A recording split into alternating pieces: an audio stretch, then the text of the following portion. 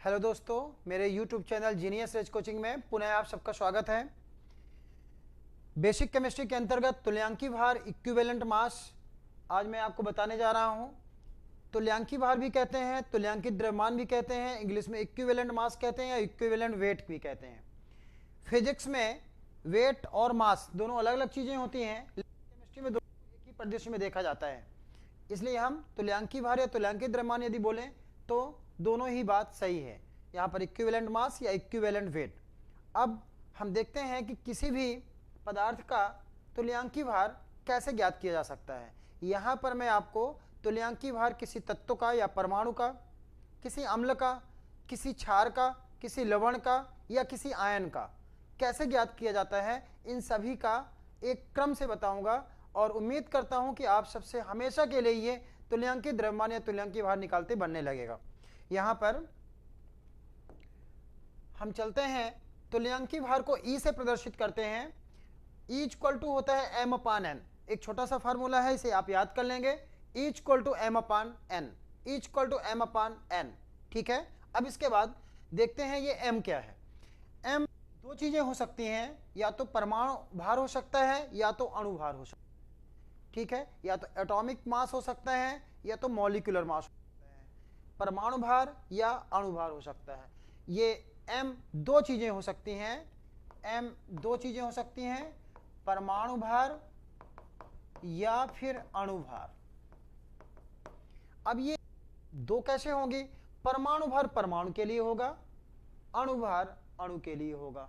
ठीक है, परमाणु भार किसके लिए लेंगे हम? परमाणु के लिए। और अणु भार किसके लिए लेंगे? अणु के लिए। जब हमें तुल्यांकी भार ज्ञात करना होगा परमाणु का तो क्या लेंगे हम? परमाणु भार। और जब किसी अणु के लिए लेना होगा तो क्या लेंगे? अणु भार। ठीक है, तो एम दो चीजें हो सकती है, परमाणु भार या अणु भार। अब एन, एन चार चीजें हो सकती हैं। एम कितनी चीजें हुई? दो। एम कितनी चीजें हो सकती हैं? चार चीजें हो सकती हैं। क्या चार चीजें हैं? देखिए यहाँ पे एन बराबर या तो संयोजकता, जिसको हम इंग्लिश में वैलेंसी कहते हैं, संयोजकता हो सकती है, या तो अम्लता, एसिडिटी, या तो क्षारकता, बेसिसिटी, और या तो आयनों की संख्या, आयनों की संख्या, नंबर ऑफ आयंस। ये चार चीजें हो सकती हैं। क्लियर हुई बात? एम दो चीजें हो सकती हैं, क्या? परमाणु भार या अणु भार। एन चार चीजें हो सकती हैं, संयोजकता, क्षारकता, अम्लता या आयनों की संख्या। ठीक है, ये बात आपकी क्लियर हो गई। अब इसके बाद हम चलते हैं E equal to M upon m. एक छोटा सा फार्मूला आप लोगों ने याद करना है। E equal to M upon N. E होता है तुल्यांकी भार, एम होता है परमाणु भार या अणु भार, और एन होता है चार चीजें। क्या क्या? या तो संयोजकता, या तो अम्लता, या तो क्षारकता, और या फिर आयनों की संख्या। अब यहां पर हम देखते हैं E equal to M upon m में ई हो गया तुल्यांकित द्रव्यमान, एम हो गया परमाणु भार या अणु भार, एन हो गया संयोजकता, क्षारकता, अम्लता या आयनों की संख्या। अब यहां पर बात आती है, ये तो आपके समझ में आ गया कि परमाणु भार हम किसके लिए लेंगे? परमाणु के लिए। अणु भार किसके लिए लेंगे? अणु के लिए। मॉलिक्यूलर वेट के लिए हम अणु भार लेंगे।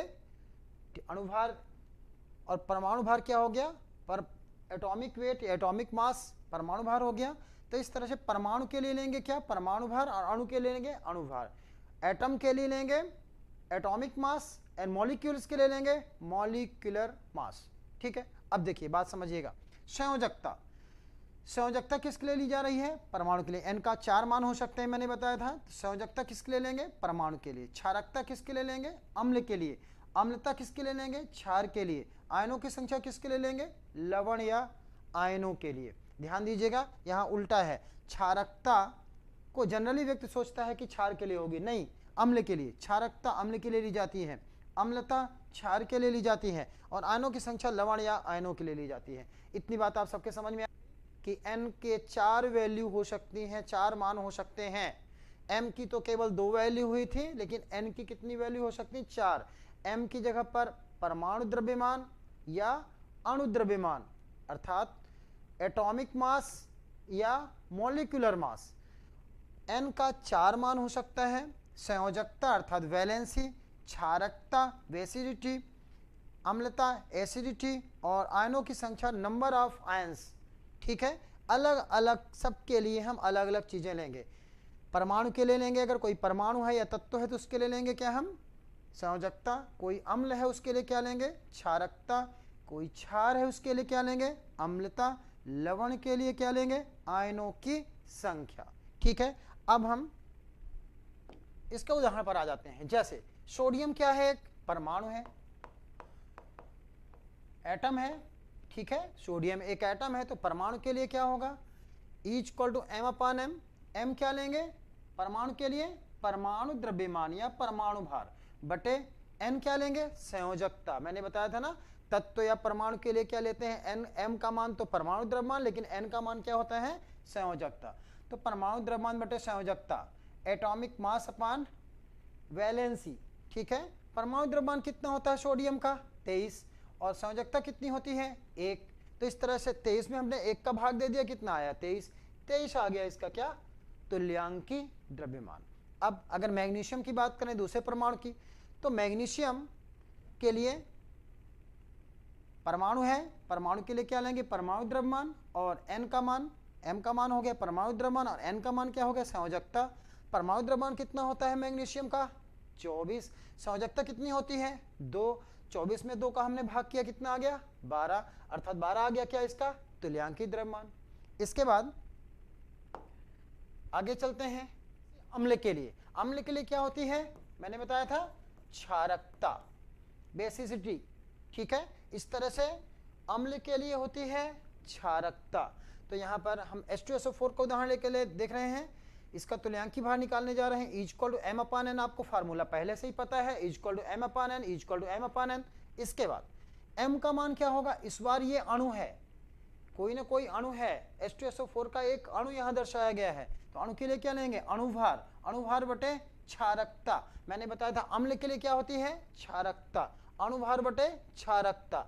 m का मान क्या हो गया, अणुभार, लेकिन n का मान क्या हो गया, क्षारकता। अम्ल के लिए क्षारकता, तो यहाँ पर अणुभार कितना हुआ, 98। ये H2SO4 का अणुभार होता है। बेसिक केमिस्ट्री में अणुभार मैंने पहले ही वीडियो में दे चुका हूँ मैं, उसका डिस्क्रिप्शन बॉक्स में लिंक दी गई है, जिसे आप देखकर, और बेसिक केमिस्ट्री पिछले वीडियो देखकर आप समझ सकते हैं। क्योंकि देखिए ये एक सीरीज के रूप में चल रहा है। बेसिक केमिस्ट्री में जब आप शुरू से पढ़ेंगे, सारी चीज़ें समझेंगे, तब जाके आगे की चीज़ें समझ में आएंगी। इसलिए इसके पीछे के वीडियो आप देख सकते हैं और समझ सकते हैं आसानी के साथ। इस तरह से अणुभार बटे क्षारकता 98 हो गया, अणुभार बटे 2, क्षारकता 2 आई। अब 2 कैसे आई, ये ज्ञात करने का बहुत सरल तरीका है। कोई भी अम्ल जितने हाइड्रोजन आयन को दे देता है, त्याग देता है, आयनों को छोड़ देता है, और वही संख्या होती है क्या, उसकी क्षारकता। अब हम पता कैसे करेंगे कितने त्यागेगा, यहाँ पर H2SO4 में हाइड्रोजन कितने हैं, 2। जितने हाइड्रोजन उपस्थित हैं वही उसकी अधिकतम क्षारकता कहलाती है। ये अधिकतम मान होता है।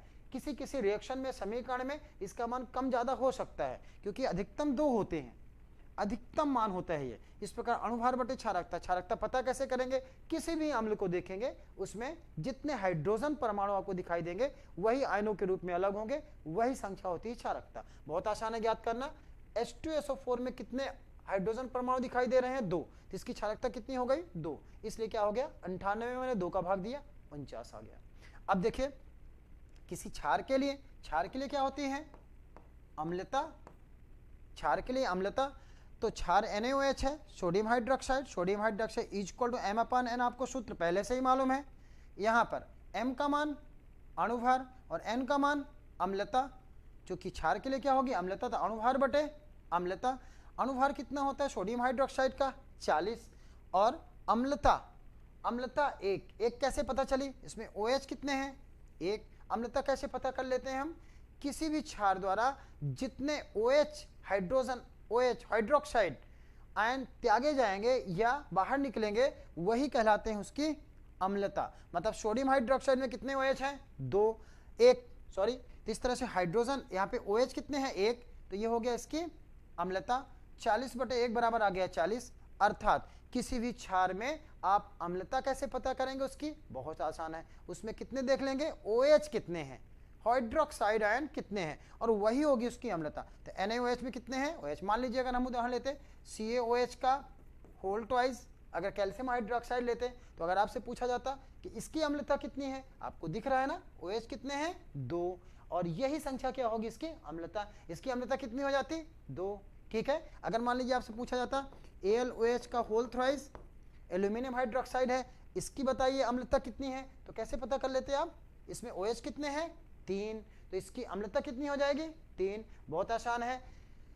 अम्ल की क्षारकता कैसे पता कर लेंगे, उसमें हाइड्रोजन आयन की संख्या देखकर, और इसमें OH हाइड्रोक्साइड को देखकर आप पता कर लेंगे कितनी इसकी अम्लता है। तो इस तरह से ये कैल्शियम हाइड्रोक्साइड है, मान लीजिए कैल्शियम हाइड्रोक्साइड को तुल्यांकी भार ज्ञात करना है, तो अणुभार बटे अम्लता, अणुभार कितना है इसका 74 होता है, और अम्लता कितनी हो गई 2। कैसे पता कर लिया हमने, OH कितने हैं 2, इस तरह 2 का भाग दे दिया, आ गया 37 आ गया इसका तुल्यांकी भार।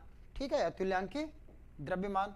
ठीक है, अब मान लीजिए कोई लवण है, हम लवण का उदाहरण देख रहे हैं, तो लवण में क्या मैंने बताया था E=m/n तो होता है, लेकिन अणुभार बटे आयनों की संख्या, अणुभार बटे आयनों की संख्या, आयनों की संख्या ले जाती है, लवण में आयनों की संख्या ले जाती है। अच्छा, ये आयनों है क्या, धन आयन की संख्या या ऋण आयन की संख्या, दोनों को जोड़ना नहीं है। जितने कोई भी लवण धन आयन या ऋण आयन बनाता है, जितने धन आयन बनाएगा उतने ऋण आयन बनाएगा, निश्चित रूप से जानते हैं।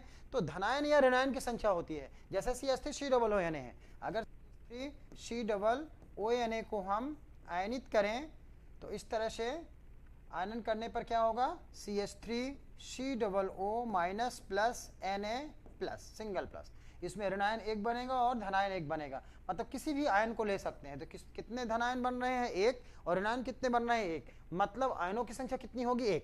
तो इस तरह से इसमें धनायन या ऋणायन की संख्या ली जाती है।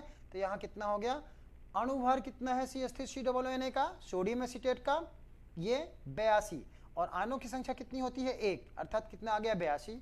ठीक है, अगर हम किसी आयन का तुल्यांकी भार निकालने जा रहे हैं, तो आयन का तुल्यांकी भार निकालने के लिए क्या होगा, मैंने वही बताया था, क्या m मतलब यहाँ पर इसका आयन के लिए परमाणु भार लेना पड़ेगा। परमाणु भार कितना हो गया, कैल्शियम का हो गया 40, और तुल्यांकी भार ज्ञात करने के लिए n का मान क्या लेना पड़ेगा, इसके आयनों की संख्या। आयनों की संख्या कितनी है, कैल्शियम 2 प्लस आयन लिखा हुआ है, तो आयनों की संख्या कितनी है 2, तो इसमें हम 40 में 2 का भाग दे देंगे, कितना आ जाएगा 20। इस तरह से आयन का भी हम तुल्यांकी भार ज्ञात कर सकते हैं। तो मैंने आपको 5 चीज़ों का तुल्यांकी भार बताया, क्या, परमाणु का, अम्ल का, क्षार का, लवण का और आयन का। एक बार फिर से रिपीट कर देते हैं। तुल्यांकी भार मैंने बताया था E=m/m, तुल्यांकी द्रव्यमान बराबर है, तुल्यांकी भार हो गया E, m हो गया परमाणु भार या अणुभार, n हो गया 4 चीजें होती हैं, संयोजकता, क्षारकता, अम्लता या आयनों की संख्या। संयोजकता किसके लिए लेते हैं, परमाणु के लिए, क्षारकता किसके लिए लेते हैं, अम्ल के लिए, अम्लता किसके लिए लेते हैं, क्षार के लिए, आयनों की संख्या किसके लिए लेते हैं, लवण के लिए अथवा आयनों के लिए।